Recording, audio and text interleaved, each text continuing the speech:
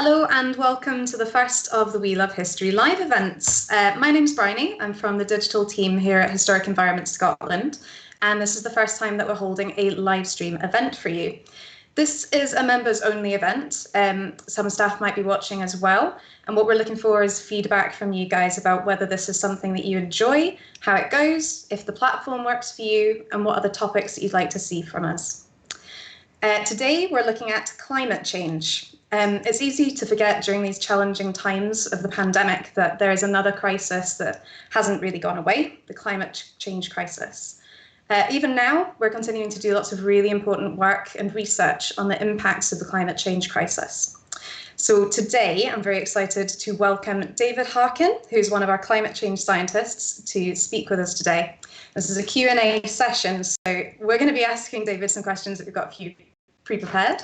But if you have any questions that you'd like to ask, if there's anything you'd like to know about, please add it into the live chat and we'll see what we can pick up from you and ask David while he's here. So, David, welcome. Hello, thank you for inviting me. To kick us off, could you tell us a little bit about what the role of a climate change scientist is at Historic Environment Scotland? Yeah, well, actually, I think some people might be surprised to hear that Historic Environment Scotland actually has a climate change scientist. Which is quite cool. Maybe one of the only heritage organisations in the world that does so. I was introduced once like that at a conference, so I'll run with it and say that I am. So yeah, my job's quite varied, really. My particular role is all about trying to understand what the impacts of climate change are on the properties that we look after. So you're all. Most of you are members, or if you work for the organisation, you'll know that we look after 336 properties up and down the country and in every corner. So my role is to try and understand how the changing climate patterns impact the sort of the physicality or the physical properties of those monuments. So you're talking about changing climate patterns. I think it's pretty obvious to most people. We know that we've had a changing climate for millennia. Several millennia now. What is it that's changed? What's the evidence that we're in a climate crisis now? Yeah, that is a great question. Actually, we can reverse all the way back in history to kind of start the answer to that one. So for around about the last 11,000 years or so, actually the climate has been, we would call it quite stable, and that stability in the climate has actually allowed humans to develop and build their societies. But of course, even within that stability, there's a bit of noise. So there's been periods where it's warmer, periods where it's cooler, and that's reflected in the sort of archaeological record quite extensively. But the main point is that we've had a fairly stable climate up until the past 150 years or so. There's natural cycles in the Earth that control our climate. So there's external forcings and internal forcings, but the planet's quite good at controlling and regulating itself. So what changed? Well, humans started to burn fossil fuels, and then that's where the real rapid change that we've experienced recently starts to come into the fold. So burning fossil fuels creates energy, but it also releases greenhouse gases into the atmosphere. Though that sort of rapid release of greenhouse gases into the atmosphere has caused the planet to warm. And over the past sort of 50, 60, 70 years, we've really seen that warming increase rapidly. So we've got a really cool climate stripes diagram that I hope might pop up on the screen. So the climate stripes diagram here, if you start left to right, each line represents a single year in the Earth's climate, all the way back to around about 1884.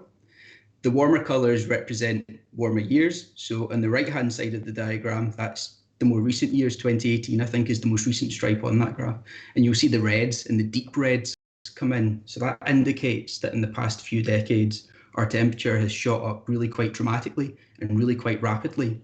So that's what makes the climate change we're experiencing today different from what we experienced in the past. It's the speed at which it's changing, and the sort of severity of which that change is as well. So it's quite a dramatic graph once you get your eye into the detail and the sort of data behind it. I think it's quite a nice and effective way of demonstrating how the climate's changed without overloading you with loads of numbers.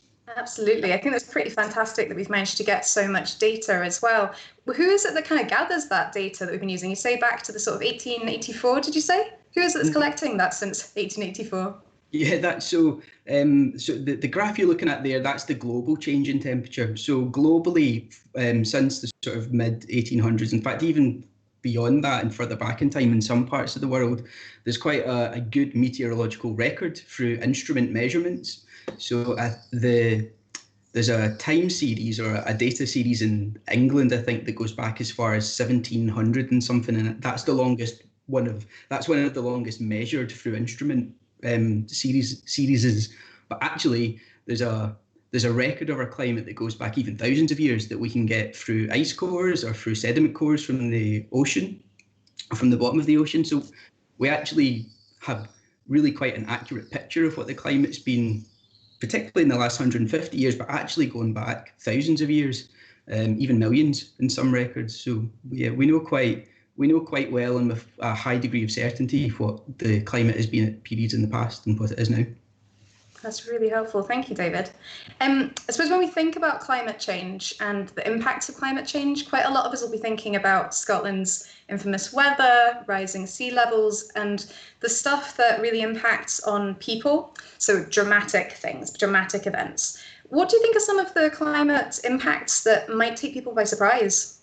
Yeah, you're right to pick up on the sort of macro scale impacts. So I think I've got an image here of Links of Notland. Yes, there it is now. So Links of Notland is one of our properties in care up in Orkney, and it's susceptible to this thing called aeolian erosion. And that essentially means that the wind is stripping away the protective cover for that particular site and exposing the buried archaeology underneath. So that's what we would call like a macro scale impact of climate change. There's another image of Thrieve Castle from back in 2011 or 2012, I think. There it is now. That's Thrieve, the tiny white dot in the middle, surrounded by floodwaters. Again, flooding is quite a recognised impact of climate change. That's what we would, another example of a macro scale impact of climate change. But the ones that I think might surprise people the most are actually what we would call micro scale impacts of climate change. So we've got a picture here of Tintagel, another one of our properties in care. And Tintagel's constructed out of quite a soft sandstone. And in the exposed marine environment in which it is situated, it's quite susceptible to all different types of erosion, but right down to the sort of micro scale, the constituents of what each stone is built of. So when we think of climate change, I think we often naturally go to like the big, huge, floods, storms, coastal erosion, the sort of big macro scale things, but actually climate change impacts us even right down to the smallest scale as well. So much of Scotland's historic environment is constructed from natural material like sandstone, and it decays naturally over time anyway. That's not a new thing, but climate change just takes the processes that cause that erosion and they make it worse. So that's what we're seeing in that particular example at Tintagel. Thank you. Now, when I was talking to my dad last night about the fact that I was going to be asking a climate change scientist some questions, and I said, if you could ask him anything, what would you want to know? My dad, quite rightly with his priorities sorted, said, is climate change potentially going to affect whiskey production? Thinking about the burns and the supplies to distilleries. Is that a possibility? That would be a macro impact for my dad. Yeah, absolutely. So truthfully, I'm probably the worst Scotsman in the world to talk to about whiskey, but I like it. Apologies to everyone.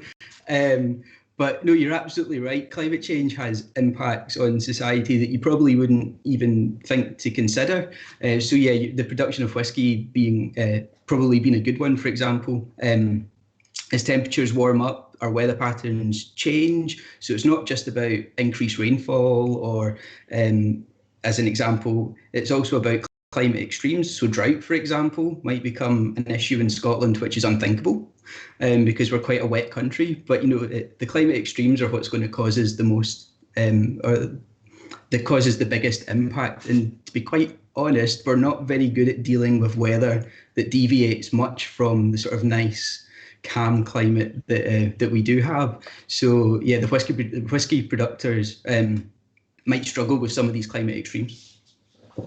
It'll be an interesting one to see. Well, hopefully not. While stocks last, you can get them in the Historic Scotland shop at the moment if you are a fan, unlike David. Yeah, I won't be partaking, sorry. But if there's a gin, I'll happily partake. A lot of people will probably be in a really similar position to you and me, David. So quarantining in their homes right now. So historic buildings like the one that I'm sitting in at the moment, a tenement like this, are also being affected by climate change. For the people watching right now, what should we be keeping an eye out for? And how is climate change kind of affecting our homes? Yeah, that's another great question. And I'll start by sort of going off piece slightly. And that actually, I think when we're talking about climate change, the most effective thing we can do to make it real for people is to talk about what impacts them directly. So thinking about people's homes is probably one of the most powerful routes to talking about climate change and encouraging people to take action. So yeah, there's a whole host of things that they should be looking out for. But again, before I dive into detail of that, I actually think it's really important to think about the fact that the buildings that were in a tenement as well, they still exist after hundreds, tens of decades, hundreds of years, and that in itself is testament to the historic environment to resist change and to adapt well to change. So there's a picture, hopefully, of a village called Pennon up in Aberdeenshire that should pop up on the screens soon. We got it. Santi is working in the background, frantically trying to find the. But when the picture does show up, what I wanted to demonstrate was that the historic environment was built with it in mind. So we used materials that are hard wearing, that are actually quite robust in this climate. We built our buildings in such a way that they shed water really well, for example, so they deal with the wet climate we already have. There's lots of little details that not only look nice, they have an architectural sort of appeal, but they have an actual function as well in the building. A pitched roof, for example, so basic in its concept, but so effective in how it helps maintain the environment in a good condition. So there are lots of things that the historic environment does well to resist climate change and to sort of cope with the changes coming.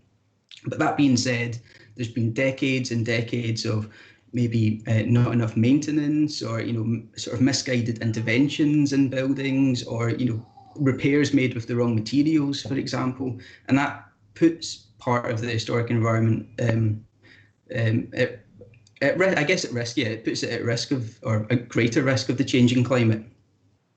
So, for example, inside your home, you might have blocked up the fireplace or blocked up vents that prevent the home breathing as it should. So if it gets warmer in the summer months, which it will, or we experience more heat waves, you might find that the place starts to overheat in a way that it shouldn't. Just as one example, if the masonry outside is wet longer and not shedding that water effectively like it should, then you might find that you get issues with mold and with damp, as an example. So they're all sort of little things that you might notice in your home. But I guess one of the easiest ways to deal with that is really just to keep your house in sort of a good state of maintenance and good state of repair. And we've got lots of guides that can help people with that. Okay. Thank you very much for the feedback there. I'll keep an eye out on my tenement, although happily we recently unblocked some of our chimneys, so hopefully we won't have any of those issues of overheating. I think there might be a couple of issues on the stream in terms of technical glitches. Apologies for any audio issues you might be experiencing. We're going to try and resolve them in the background, but do keep on commenting in the live chat to let us know if there's any issues. You can also send in your questions and we'll pick them up if you've got anything you want to know.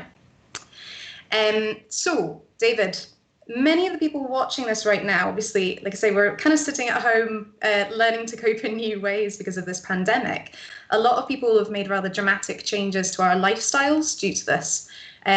Lots of us are working from home, driving less, and things that perhaps would have been in the works anyway to tackle climate change, but have been kind of amplified in a way that none of us were really expecting. What would you say is the biggest contribution that individuals can make in the fight against climate change? Is the things that we're doing now that we should try and keep doing? I think, yeah, you're absolutely right. So here we are, like sitting, welcome to my living room. I guess how quickly stuff had to change to deal with this crisis has taken pretty much everyone by surprise. But it's difficult to frame anything in a positive just now. It's perhaps not quite the right time to think of it in that sense, but actually there are lots and lots of things that we've had to do as a result of the COVID crisis that are really, really relevant to tackling climate change. So, the ability for people to work from home, for example, remotely where they can, that reduces travel, which is a good thing in terms of carbon emissions, or can be in the long term. This sort of virtual world that we're sort of living in now has lots of benefits that we can apply, I suppose, going forward. So, everyone has done so well to adapt their lives so quickly and make such fundamental changes. It would be a shame not to try and carry over some of this stuff to help tackle the climate crisis, because the reality is climate change isn't going to go anywhere because of COVID. It needs a sort of long-term sustained commitment to tackle it. And that's where the difference, I suppose, comes in with COVID, because it was such a quick, rapid thing that we had to solve, whereas climate change is difficult to see in that term because it happens over a longer timescale. But the reality is, we really need to try and think carefully about what we're doing now and how we might, sort of utilise our new experiences to tackle climate change. Excellent. And if you can give me one tip, what should I kind of start doing now that I'm at home? What can I do to help? Well, if you're anything like me, you've all of a sudden found a lot of time to read. So this is a shameless plug for some of the guides that we've put together over the past few years. So you could be reading our climate change impact guide that we published at the end of last year. It's got a whole host of what would we call them? We'll call them impact tables. So it breaks the historic environment down into 7 themes or 7 elements, and then gives you lots of detailed information about how climate change impacts those different elements. So that's a good place to start. We also have a short guide on maintaining your home. So that kind of links into that last question. The short guide gives you lots of information about sort of the routine maintenance and checks that you can do in your property to make sure it's watertight and windtight, for example. So that's the first step in sort of making you climate resilient, I suppose. If my top tip would be, use this time, if you have the time, because not everyone's in the same position, but use this time to the best of your ability to maybe read up on climate change, think about how you might change your lifestyle post-COVID, take it from there. Although easier said than done, I suppose. Definitely easier said than done. I think quite a lot of us are still working full-time where we can. Yes. But thank you very much. I'll just double check if there's any questions from the audience. So this is an opportunity for you to ask David in the next sort of 5 minutes what you'd like to know about climate change, what it is that we can do to make a difference, and where the historic Scotland properties are maybe being impacted when you go and visit a site. David, what can people maybe see when we reopen? What is it that they could actually look out for on site? Yeah, so the sort of physical impacts of climate change that you might see on a site include things like path erosion, for example. So you've got lots of people treading over the same part of the surface. It can cause quite rapid erosion of the ground. Now, that happens with or without climate change, but when you factor in things like increased rainfall over the winter and summer months, then it sort of exacerbates that problem and makes it worse.